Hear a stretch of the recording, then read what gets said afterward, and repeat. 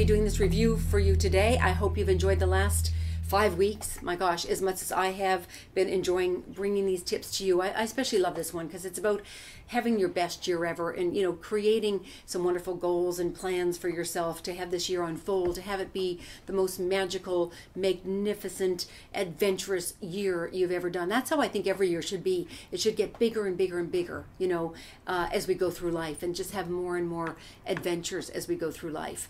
And to do that, to kind of get bigger and expand in the process. I just think it can, we're here to have a magical experience, so why not? So hopefully some of these tips have been, you know, adding to your ability to be able to do that, you know, which is why I love bringing them to you so much. I have so much fun with them. I have so much fun with them myself, honestly, in my career and in my personal life. So hopefully you've been mapping it on to both, you know, your career and personal as we've gone through this.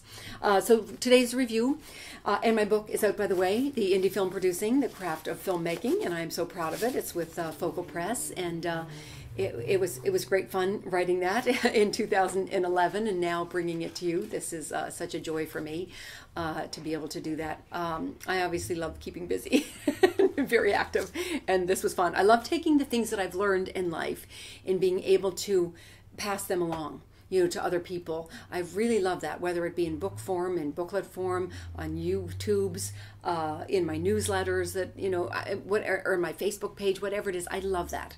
I just think that that's what we should do as we get more experienced in life in something specific. And as we get older, I think that's part of our job, really, is to teach and to pass it on, you know, especially our mistakes too, you know, things that we haven't, you know, that we've learned from. I think that's important to pass that on as well. I think that's part of all of our jobs as human beings, is to be teachers. And anyways, that's how I feel. I do feel very strongly about that, actually. So let's just go through the last 5 weeks very quickly. Exercise number 1, tip number 1, the Lifetime Achievement Award. You know, we're creating the best year ever, so you want to start putting yourself in that big picture, and that's what we started back in January, early January, January 10th. Putting yourself in that big picture, and then and kind of creating that Lifetime Achievement Award speech that had you see where you are out there in the future. Something very magical about standing out there in the future, because it's like a candy store. You know, you can have anything you want. There's no failure there. So it's a fun place to kind of play. And then we brought that back into the 5-year vision in tip number 2 and exercise 2. And what was that 5-year vision for you? Something that's a little more tangible that you could kind of get your hands on. What were some of those things that were going to unfold and happen for you 5 years from now?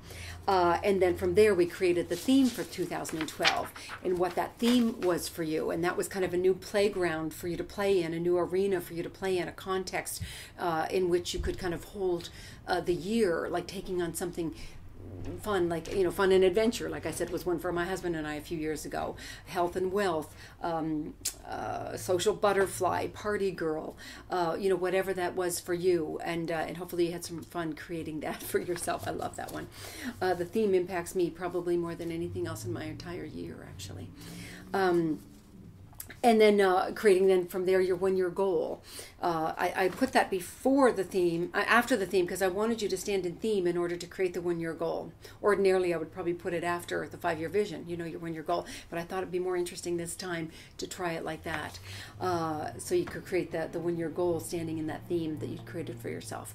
Then we talked about possibility, and that's when my wonderful husband joined me to discuss, James Thorpe, to discuss this whole distinction of possibility, which I think is a distinction that's missing for so many of us. We so get caught in the morass of the day-to-day that we forget this whole excitement of creating possibility, and it just gets us turned on and excited too. You know, it's just something wonderful about the distinction possibility, because we can get into, oh, that's not working, or they didn't call back, or am I crazy, was my goal too big, you know, whereas if we look at the possibility of what could happen when we take on that goal, what could that make possible in my life that's not now possible, all of a sudden that gets me excited. That has me wanting to jump out of bed in the morning. But it's something we have to be reminded of frequently, the whole distinction possibility. So, and I think James did an amazing job of discussing that. And then we went on to number 6. The exercise for number 6 was declaration, and creating some declarations for yourself. I think I only asked you to take on 3, but hopefully you've even expanded more in the meantime. So we worked on declarations, and then we went on to creating your timeline for the year and breaking it down into those milestones, which then would help you create the action plans, the daily and the weekly action plans for yourself. Then we moved on to the action plans, where we had, we had Mark and Elaine Zikri join us for that, and they did a magnificent, brilliant job on that as well, in terms of how powerful, literally listing your action plans can be in stating them for the daily and weekly action plans. Well, then we'll kind of have you get to those milestones as you move along the way through the timeline through the year. And then we talked about the accountability and the importance of accountability, and that, left to our own devices, sometimes it's kind of hard to stay honest and stay on purpose and to stay on point, in a sense, on our goal. So having that accountability of somebody that we can, have accountable, be accountable to keep our word and our promises, whether it be one person or a team or whatever it is you want to set up for yourself. It's just important. So have some sort of an accountability plan is what number 9 was about. And then I had my wonderful dear friend and colleague Ryan Angel join me for tip number 10, which I also love, was the vision board. Something that was mentioned in The Secret a few years ago when The Secret came out, and something that a lot of the speakers from The Secret talked about, and the importance of it. Something I'd never done actually before The Secret, and then I started including it actually in my Launching the Future course that I taught every the last few Decembers. I included that in there, and very powerful. My husband and I actually do them now. We do a personal one, I do a career one. I think the vision board is a very big part of this now. It's something, like I said, that is fairly new for me, and I truly love the power of it. Is quite amazing. And I was happy that Ryan came to join us and talked about how it impacted her as well, and she brought hers with her, which was so much fun to see too on last week. That was great fun last Thursday. So that's it. So it is, right now we are, happy Valentine's Day, by the way. I forgot to say that at the beginning. So I hope you're all having a fun Valentine's Day and falling back in love with each other. All of the people in your lives, falling in love with them over and over and over again, Valentine's Day or not Valentine's Day. Whatever it is, every day. That's one of my goals on a daily basis. But especially today, it's a day to remind each other to definitely do that. Okay, to really fall in love with everybody all over again. It's great fun.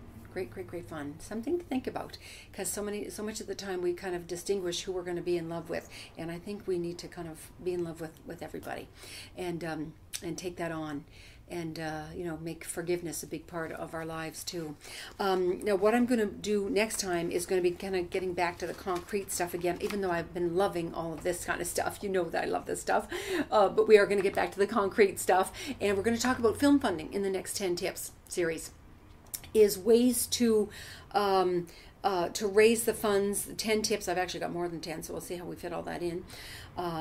Tips on on raising money, because like I said, I've done 9 films in 9 years, which accumulated to over $30 million in funding. So I'm going to talk about different ways, mostly dealing with the indie film producer. Okay, different ways that you can look at raising funds, and I've got some amazing guests that are going to come and join me on this one as well. So that's it, guys. I hope you have enjoyed these 10 tips and today's Valentine's Day gift to you of the review of the 10 tips, and hopefully they've been very helpful for you.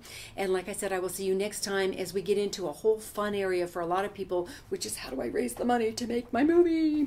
That's it. All right, I will see you next time, next Tuesday, for the next set of 10 tips series. This is Suzanne Lyons signing off.